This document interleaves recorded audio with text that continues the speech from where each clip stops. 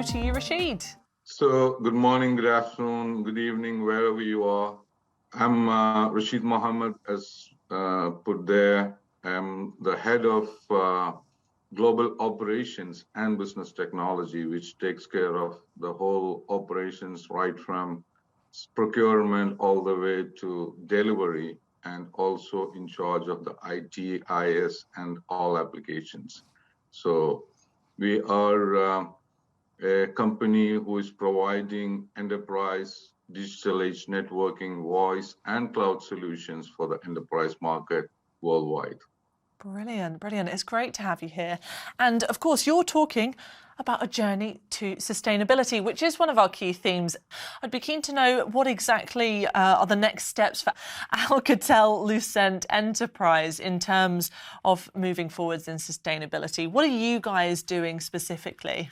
How do we, first of all, structure this from a CSR initiative to a structured way of doing it? So first thing what we did was part of our 2023 initiatives as the strategic goals. We said we will launch ESG officially with a framework, with what the different things are. So to do this, it is very important for us to make sure that we get the help, because if we don't have in-house expertise to that one, and that's what we did. We hired an external consultancy to come in and make sure that our benchmarking is done, which is called the materiality assessment, looking at the different aspects of your organization, looking at where the different things are. So pick a framework and a standard which is there.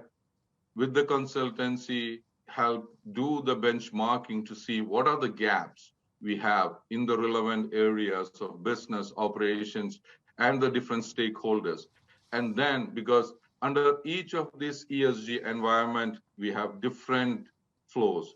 Under the governance, we have different flows. Under the social, we cannot boil the ocean and do everything. Pick the priority which is important for your organization.